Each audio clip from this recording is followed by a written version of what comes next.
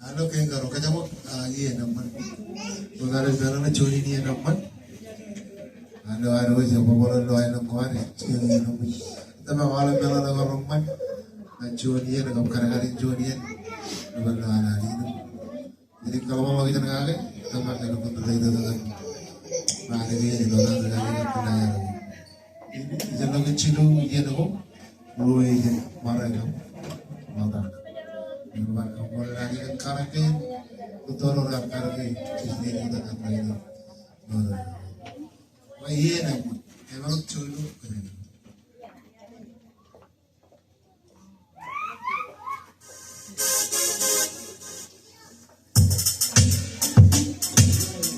Akal, siapa kalau jangan?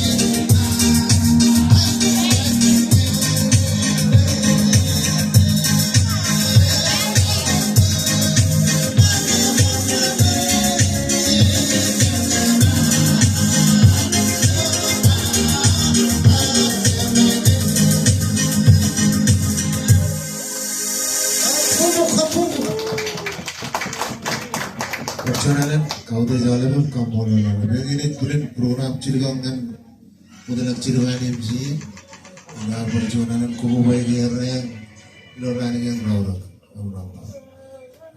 Pertanyaan yang main, yang ini berian, tegak-tegak itu.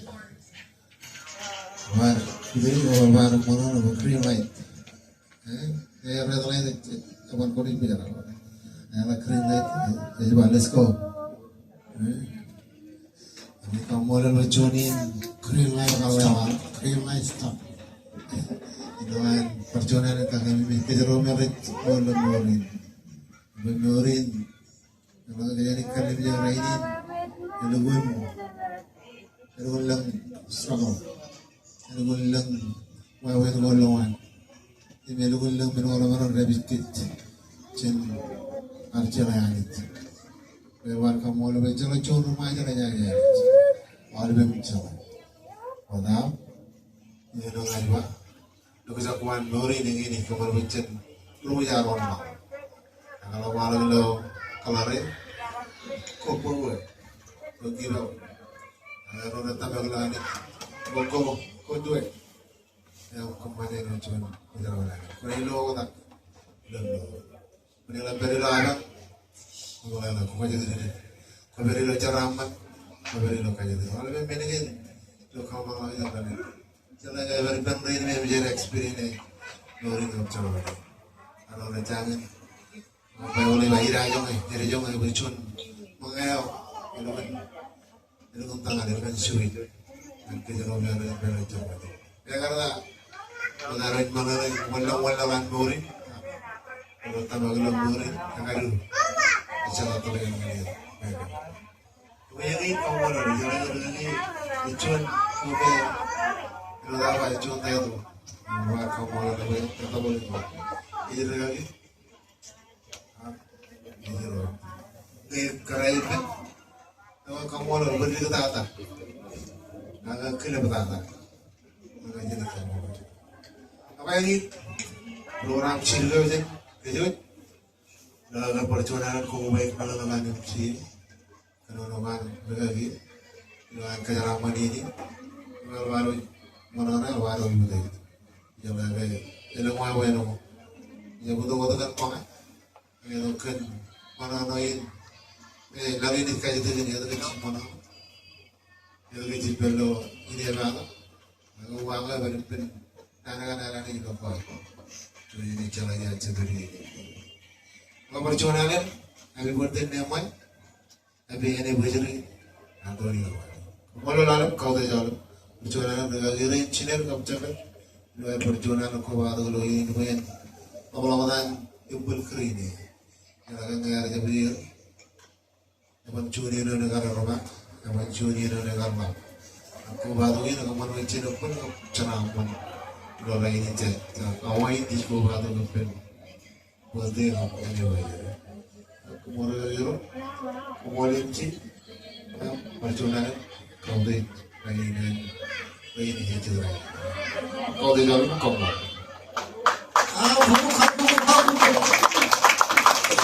Mula narawan tinggal John dan nanin kakajom. Bilang yang kira itu, bilang mereka ini belum je malam. Bilang awalnya tak ramah. Cuman itu yang ini yang pun puri lah orang.